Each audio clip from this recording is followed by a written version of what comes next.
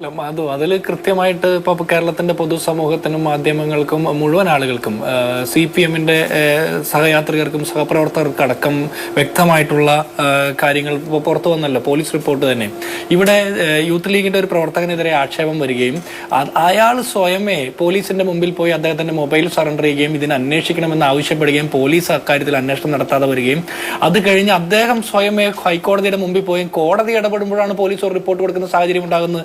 നമുക്കിതിൽ നിന്ന് മനസ്സിലാക്കുന്നത് ഇപ്പോൾ KK ശൈലജ എന്ന് പറഞ്ഞ LDF-ന്റെ സ്ഥാനാർത്ഥിക്കെതിരെ ആക്ഷേപം ചൊരിഞ്ഞുകൊണ്ടാണ് എങ്കിൽ അവർക്കില്ലാത്ത പരാതി ഇത് ചെയ്തു എന്ന് ഇവരാരോപിക്കുന്ന ആൾ സ്വമേധയാ കോടതിയിൽ പോയി ഇക്കാര്യത്തിൽ അന്വേഷിക്കണം, ഇക്കാര്യത്തിൽ തട്ടിപ്പ് നടത്തിയിട്ടുള്ള ഈ തോന്നിവാസം ചെയ്തിട്ടുള്ള ആളെ കണ്ടെത്തണമെന്ന് ആവശ്യപ്പെട്ട് അയാൾ പോകുന്ന ഒരു സാഹചര്യം ഉണ്ടാകുന്നു. ഒന്നാമത്തെ കാര്യം.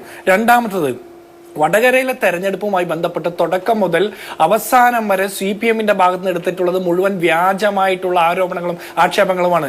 ടീച്ചർ തന്നെ, ശൈലജ ടീച്ചർ തന്നെ ഒരിക്കൽ പത്രങ്ങളുടെ മാധ്യമങ്ങളുടെ മുമ്പിൽ വന്നിരുന്ന് കരയുന്ന കണ്ടു, മറ്റ് അശ്ലീല ചിത്രങ്ങളും അശ്ലീല വീഡിയോയും ഉണ്ട് എന്ന് പറയുന്നു. പിന്നെ അവർ തന്നെ അത് തിരുത്തി പറയുന്നു. ഇതൊക്കെ എവിടെ നിന്നാണ് കിട്ടുന്നത് എന്നുള്ള കാര്യം ഇപ്പോൾ കൃത്യമായിട്ട് മനസ്സിലായില്ലേ? അന്ന് കേരളത്തിലെ മുഴുവൻ ചാനലുകളിലും അവതാരകരെല്ലാം അന്നത്തെ കോൺഗ്രസിന്റെ അല്ലെങ്കിൽ UDF-ന്റെ പ്രതിനിധികളോട് ചോദിച്ചിട്ടുണ്ട്, നിങ്ങൾക്ക് ഇതിന് ഉത്തരവാദിത്തമില്ലേ എന്ന്. CPM-ന്റെ സൈബർ സഹാക്കന്മാർ പടച്ചുവിടുന്ന ഇത്തരം തോന്നിവാസങ്ങളുടെ ഉത്തരവാദിത്തം പറയലല്ല കോൺഗ്രസിന്റെയും UDF-ന്റെയും പ്രാഥമികമായിട്ടുള്ള ഉത്തരവാദിത്തം എന്ന് ആദ്യമേ പറഞ്ഞിട്ട് തന്നെ ഒരു കാര്യം പറയട്ടെ. ഈ വിഷയവുമായി ബന്ധപ്പെട്ട് അവിടെ ചെന്ന് പ്രസംഗിച്ച AA റഹീം എന്ന് പറഞ്ഞ രാജ്യസഭാ MP ഉണ്ടല്ലോ, അദ്ദേഹം ഈ നിമിഷം വരെ പോലീസിന്റെ റിപ്പോർട്ട് പുറത്തു വന്നു, ഈ നിമിഷം വരെ തിരുത്തി പറയാൻ തയ്യാറായിട്ടുണ്ടോ?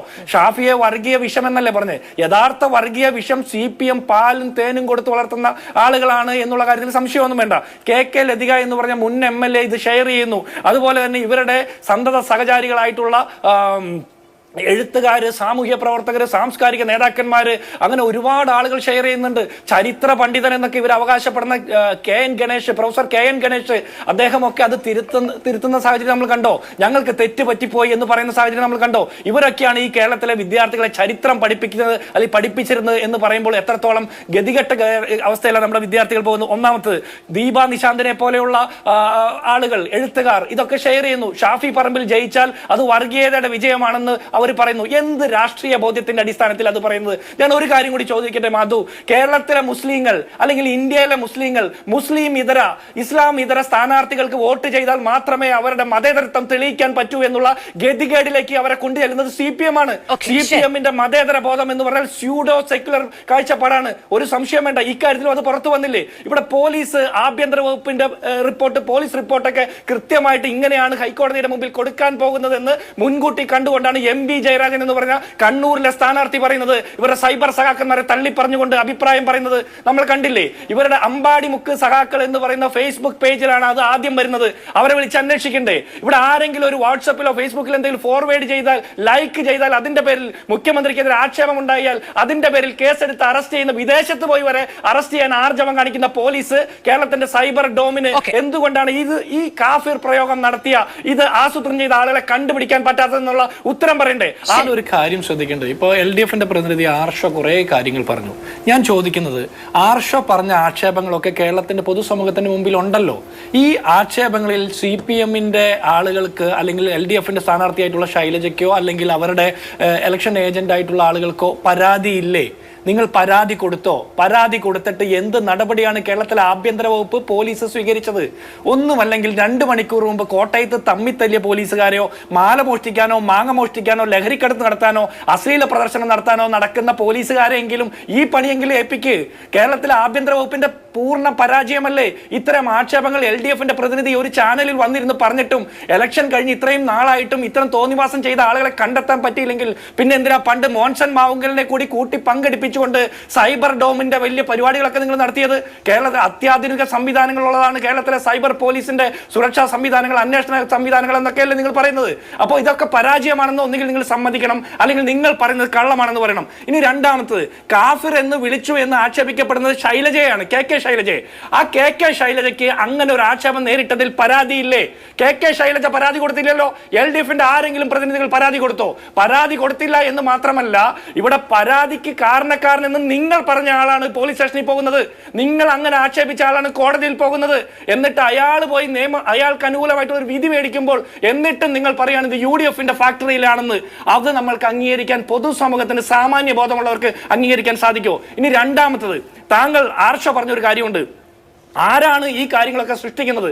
ഇത്തരം വാർത്തകൾ, ഇത്തരം ഇമേജുകൾ, ഇത്തരം വീഡിയോകൾ സൃഷ്ടിക്കുന്നത് ആരാണെന്ന് അന്വേഷിക്കണമെന്ന് നിങ്ങളും ആവശ്യപ്പെടുന്നു.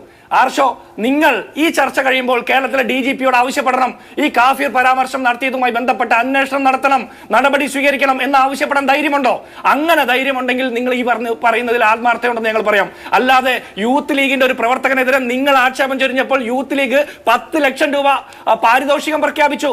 പറ്റുമെങ്കിൽ നിങ്ങൾക്കെങ്കിലും അത് പോയി മേടിച്ചുകൂടെ? കേരളത്തിലെ ഏതെങ്കിലും ഒരു CPM-ന്റെ സഖാവിന് ആ 10 ലക്ഷം രൂപ മേടിച്ചുകൂടെ? ആരോപണത്തിന് അന്വേഷണം നടത്തണമെന്ന് കേരളത്തിലെ പോലീസിനോട് ആവശ്യപ്പെട്ടുകൊണ്ട് ആ പാരിതോഷികം മേടിക്കണം. യഥാർത്ഥ പ്രതിയെ കേരളത്തിന്റെ പൊതുസമൂഹത്തിന്റെ മുമ്പിൽ കൊണ്ടുവന്ന് നിർത്തണമെന്നേ. ഈ കേരളത്തിൽ ഒരു തെരഞ്ഞെടുപ്പ് നടക്കുമ്പോൾ ഹിന്ദുവും ക്രിസ്ത്യാനിയും മുസ്ലിമുമായിട്ട് ആളുകളെ തിരിക്കണമെന്ന് ആർക്കവിടെ നിർബന്ധം? അത് CPM-ന്റെ ഈ നൊണ ഫാക്ടറിയിൽ ജോലി ചെയ്യുന്ന ആളുകൾക്ക് മാത്രമേ ഉള്ളൂ. അതിന് കുറെ കാര്യങ്ങൾ ഞാൻ പറയട്ടെ. ഈ ഫേസ്ബുക്കിന്റെ ഓഫീസർക്കെതിരെ നിങ്ങളുടെ പോലീസ് കേസെടുത്തു. പണ്ട് ഒരു മാധ്യമ പ്രവർത്തക റിപ്പോർട്ട് ചെയ്തതിന്റെ പേരിൽ, വാർത്ത റിപ്പോർട്ട് ചെയ്തതിന്റെ പേരിൽ മാധ്യമ പ്രവർത്തകർക്കെതിരെ ഗൂഢാലോചന കേസിൽ കേസെടുത്തതുപോലെ തന്നെയാണ് ഈ കാര്യത്തിൽ ഫേസ്ബുക്കിന്റെ ഓഫീസർക്കെതിരെ കേസെടുക്കുന്നത്. ഇത് നടത്തിയ ആളുകളെ കണ്ടെത്താൻ കേരള പോലീസിന് സാധിക്കുന്നില്ലെങ്കിൽ ഈ MB ജയരാജനോട് പോരാളി ഷാജി പറഞ്ഞു തന്നെ എനിക്കും പറയാനുള്ളൂ. അങ്ങാടിയിൽ തോറ്റതിന് അല്ലെങ്കിൽ ഇലക്ഷനിൽ തോറ്റതിന് നെഞ്ചത്തേക്കാണോ എന്ന് ചോദിക്കുന്നത് അത് തന്നെ ചോദിക്കാനുള്ളൂ. ഈ മുൻകൂർ ജാമ്യം എടുക്കാൻ വേണ്ടിയിട്ടാണ് എന്ന് ഞാൻ നേരത്തെ പറഞ്ഞ് അവസാനിപ്പിച്ചു. MB ജയരാജൻ പറഞ്ഞത് ഒരിക്കൽ കൂടി പറയുന്നു, നിങ്ങൾ പാലൂട്ടി വളർത്തിയ വിഷപ്പാമ്പുകൾ, CPM പാലൂട്ടി വളർത്തിയ വിഷപ്പാമ്പുകളാണ് ഈ സൈബർ സഖാക്കന്മാരൊക്കെ. ഈ പാമ്പാട്ടിയാണ് CPM. ഈ പാമ്പാട്ടിയെയും ഈ പാമ്പുകൾ ഇടയ്ക്ക് പിടിച്ച് കടിക്കും. പാമ്പാട്ടിക്ക് കടി കിട്ടിയപ്പോഴാണ് പാമ്പാട്ടി പറയുന്നത് ഇതൊക്കെ ഞങ്ങളുടെ തെറ്റല്ല, ഈ പറഞ്ഞ പാമ്പുകളുടെ പണിയാണെന്ന്. ഈ പാമ്പുകൾ ഇത്രയും കാലം നിങ്ങളുടെ നൂറും പാലും തിന്ന് പഴവും പാലും കഴിച്ച് വളർന്നു വലുതായി ചുറ്റുമുള്ള ആളുകളെയൊക്കെ ഇത്രത്തോളം വിഷം ധംസിച്ചപ്പോ നിങ്ങൾ ആരും അറിഞ്ഞില്ലേ? നിങ്ങൾ ഇപ്പോൾ അവരെയൊക്കെ തള്ളി പറയുന്നത് മുൻകൂർ ജാമ്യം എടുക്കാൻ വേണ്ടിയിട്ടാണെന്ന് ഉറപ്പിച്ച് പറയുന്നത് അതുകൊണ്ടാണ്. ഒരു കാര്യം കൂടി ഇവിടെ CPM-ന് എന്താ നിലപാട്? പണ്ട് ഈ ഉത്തരേന്ത്യയിലൊക്കെ സംഘപരിവാറിന്റെ ആളുകൾ ലവ് ജിഹാദിനെ കുറിച്ച് പ്രസംഗിക്കുന്നു. VS അച്യുതാനന്ദന്റെ പ്രസംഗത്തെ തുടർന്ന് പണ്ട് എളമരം കരീം കോഴിക്കോട് പ്രസംഗിച്ചിട്ടുണ്ട്. കേരളത്തിലെ ചെറുപ്പക്കാർ, കോഴിക്കോട് ഭാഗത്തു നിന്നുള്ള കുട്ടികൾ ഉത്തരേന്ത്യയിലെ യൂണിവേഴ്സിറ്റിയിൽ പോകുന്നത്, പഠിക്കുന്നത് തീവ്രവാദ പ്രവർത്തനതാണെന്ന് പ്രസംഗിച്ചിട്ടുണ്ട്. മാഷാ അല്ലാഹ് സ്റ്റിക്കർ ഒട്ടിച്ചുകൊണ്ട് കൊല്ലാൻ ആളെ വിടുന്ന അതേ മനോഗതി തന്നെയാണ് കാഫിർ പരാമർശം നടത്തിക്കൊണ്ട് വ്യാജ ഫേസ്ബുക്ക് പോസ്റ്റ് ഉണ്ടാക്കുന്ന, അത് പ്രചരിപ്പിക്കുന്ന ആളുകൾ ചെയ്തത്. KK ലതിക മാപ്പ് പറഞ്ഞോ? ദീപാ നിഷാദ് മാപ്പ് പറഞ്ഞോ? KN ഗണേഷ് AKG പഠന ഗവേഷണ കേന്ദ്രത്തിന്റെ എന്തോ ആളല്ലേ, അദ്ദേഹം മാപ്പ് പറഞ്ഞോ? ഇവരാരും ചെയ്ത തെറ്റ് മാപ്പ് പറഞ്ഞില്ല എന്ന് മാത്രമല്ല ഏറ്റെടുക്കാനും തയ്യാറല്ല. ഇതാണ് ഇവരുടെ തിരുത്തൽ രാഷ്ട്രീയം. തെറ്റ് തിരുത്തും എന്ന് പറയുന്നത് ഇങ്ങനെയാണ്. സംശയമുണ്ടെന്നാ? എന്താ നിങ്ങൾക്ക് കേരള പോലീസിന് സംശയമുണ്ടോ? ഞങ്ങൾ പറഞ്ഞല്ലോ, ഇവര് AR റഹീം എന്ന് പറഞ്ഞ രാജ്യസഭ MPയെ കൊണ്ടുവന്നു വടകരയിൽ ഒരു പൊതുസമ്മേളനം നടത്തി, കുറെ പ്രസംഗമൊക്കെ നടത്തി. ഷാഫി പറമ്പിൽ എന്ന് പറഞ്ഞ ചെറുപ്പക്കാരൻ വർഗീയവാദിയാണ്, വിഷട്ടാങ്കാണ് എന്നൊക്കെ പറഞ്ഞില്ലേ?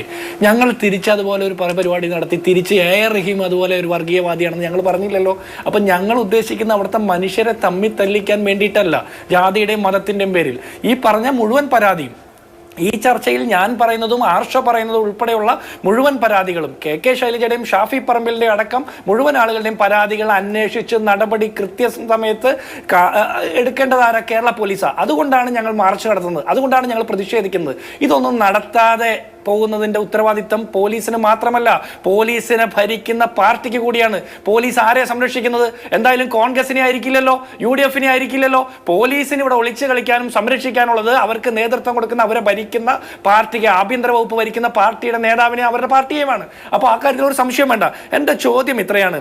ഇവിടെ KK ലതികയുടെ ഫോൺ പരിശോധിച്ചപ്പോൾ അവർ ഇത് പോസ്റ്റ് ചെയ്തിട്ടുണ്ട്. ഫോൺ പരിശോധിച്ചപ്പോൾ കേരള പോലീസിന് തെളിവ് കിട്ടിയിട്ടില്ല എന്ന് പറയാം. എങ്കിൽ KK ശൈലജ ഇത് ആരും ഫോർവേഡ് ചെയ്ത് കൊടുത്തിട്ടില്ല എങ്കിൽ KK ശൈലജ തന്നെത്താൻ ഉണ്ടാക്കിയതാണോ ഈ പോസ്റ്റ്? അങ്ങനെ പറയണ്ടേ? അല്ലെങ്കിൽ അവർക്ക് ആരെങ്കിലും ഫോർവേഡ് ചെയ്ത് കൊടുത്തിട്ടുണ്ടാവും. അങ്ങനെയാണെങ്കിൽ ആര് കൊടുത്തു? അതിന് ഉത്തരം പറയണം. ഒന്നാമത്തത്. രണ്ടാമത്തത്, KN ഗണേഷ് എന്ന് പറഞ്ഞ AKG പഠന ഗവേഷണ കേന്ദ്രത്തിന്റെ അവിടുത്തെ ആസ്ഥാന വിദ്വാൻ ഇത് പോസ്റ്റ് ചെയ്തിട്ടുണ്ട്. അദ്ദേഹത്തിന്റെ ഫോൺ പരിശോധിച്ചോ? അദ്ദേഹത്തിന് ഇത് ഇവിടെ നിന്ന് കിട്ടിയെന്ന് അന്വേഷിക്കണ്ടേ? ആര് ഫോർവേഡ് ചെയ്ത് കൊടുത്തു എന്ന് അന്വേഷിക്കണ്ടേ? അങ്ങനെ ഒരാളില്ല. ദീപാ നിശാന്തിനെ പോലുള്ള ആളുകൾ ഷാഫി പറമ്പിലിന്റെ വിജയം വർഗീയതയുടെ വിജയമായിരിക്കും എന്ന് പറയുന്നത്, അത് ഓൺ ചെയ്ത് പറയുന്നുണ്ടെങ്കിൽ എന്ത് ബോധ്യത്തിന്റെ അടിസ്ഥാനത്തിലാണെന്ന് ചോദിക്കണ്ടേ? ഒരു മുസ്ലിം ചെറുപ്പക്കാരൻ MP ആയിട്ട് ജയിച്ചാൽ വർഗീയതയുടെ വിജയമാണെന്ന് പറയുന്നത് എങ്ങനെയാ? ഒരു മുസ്ലിം ആണെങ്കിൽ അവനെ വർഗീയവാദി, തീവ്രവാദി എന്ന് ചാപ്പകുത്തും, ക്രിസ്ത്യാനിയാണെങ്കിൽ ക്രിസംഗി എന്ന് ചാപ്പകുത്തും, ഹിന്ദു ആണെങ്കിൽ സംഘി എന്ന് ചാപ്പകുത്തും. ഈ ചാപ്പയും കൊണ്ട് നടക്കുന്ന പണിയാണോ CPM ഏറ്റെടുത്തിരിക്കുന്നത്? ഇവിടെ KK ലതികയ്ക്ക് ഈ പറഞ്ഞ അറിവ് എവിടെ നിന്ന് കിട്ടിയെന്ന് അന്വേഷിക്കാൻ സംവിധാനം പാർട്ടിക്കില്ല എന്നാണ് ഈ ആർഷോ പറയുന്നത്. സ്വന്തമായി പാർട്ടിയും കോടതിയും ഉണ്ടെന്നൊക്കെയാണ് പണ്ട് ഇവരുടെ നേതാക്കന്മാർ പറഞ്ഞത്. എന്താ ഇവരുടെ കയ്യിൽ തീവ്രത ഇളക്കുന്ന യന്ത്രം മാത്രമേ ഉള്ളൂ? ഇത്ര വ്യാജ പോസ്റ്റുകൾ ഉണ്ടാക്കുന്ന ആളുകളെ അന്വേഷിക്കാനുള്ള സംവിധാനം ഇവരുടെ പാർട്ടിക്കില്ലേ? പിന്നെ താങ്കൾ പറഞ്ഞു യൂത്ത് കോൺഗ്രസ്സുകാർ അത് ചെയ്തു, അല്ലെങ്കിൽ പോസ്റ്റിന്റെ താഴെ വന്ന് കമന്റ് ഇടുന്നു, മുഖവും പേരും ഇല്ലാത്ത ആളുകൾ ചെയ്യുന്നതിനോ അല്ലെങ്കിൽ മുഖവും പേരും അഡ്രസ്സുള്ള ആളുകൾ ചെയ്യുന്നതിനോ കൃത്യമായിട്ടുള്ള നിയമ സംവിധാനത്തിലൂടെ നടപടിയെടുത്ത് മാതൃക കാണിക്കേണ്ടത്, ആളുകൾക്ക് അതിലൊരു പേടി ഉണ്ടാകേണ്ടത് കേരള പോലീസിന്റെ നടപടിയിൽ നിന്നാ. ഇത്തരം തോന്നിവാസങ്ങൾ ചെയ്യുന്നവരുടെ പാർട്ടി നോക്കാതെ അവർക്ക് പേടി ഉണ്ടാകണം. ഈ സമൂഹത്തിലെ ആണായിക്കൊള്ളട്ടെ പെണ്ണായിക്കൊള്ളട്ടെ മതം ഏതായിക്കൊള്ളട്ടെ അവരെ ഇങ്ങനെ ആക്രമിക്കുന്നവർക്കെതിരെ നടപടി സ്വീകരിച്ചുകൊണ്ട് മാതൃക കാണിക്കേണ്ടത് കേരള പോലീസാ. ഒരു കാര്യം കൂടി ആർഷോട് സൂചിപ്പിക്കട്ടെ. നിങ്ങളുടെ KK ലതികയുടെ മകൻ P മോഹനൻ എന്ന് പറഞ്ഞ ജില്ലാ സെക്രട്ടറിയുടെ മകൻ, എന്താ അയാളുടെ പേര്? ജൂലിയസ് നികിദാസ്. അദ്ദേഹം പറഞ്ഞ പദപ്രയോഗങ്ങൾ ആർഷോയ്ക്ക് ഈ ചർച്ചയിൽ പറയാൻ പറ്റുമോ? അദ്ദേഹം ഫേസ്ബുക്കിൽ എഴുതിയിട്ട കമന്റുകൾ. അപ്പോൾ ഇതൊക്കെ ഓരോരുത്തരും അവരവരുടെ മനോഗുണത്തിനനുസരിച്ച് ചെയ്യുന്നുണ്ട്. പാർട്ടി മാത്രമല്ല ഇവിടെ പ്രശ്നം. ഇത് ചെയ്യുന്ന ആളുകൾക്കെതിരെ നടപടി സ്വീകരിച്ചുകൊണ്ട് കേരള പോലീസ് കേരളത്തിലെ പൊതുസമൂഹത്തിന് മുമ്പിൽ ഒരു മെസ്സേജ് കൊടുക്കണം. അതെന്തുകൊണ്ട് നിങ്ങൾക്ക് സാധിക്കുന്നില്ല? ഒരു കാര്യം കൂടി ഞാൻ പൂർത്തിയാക്കട്ടെ.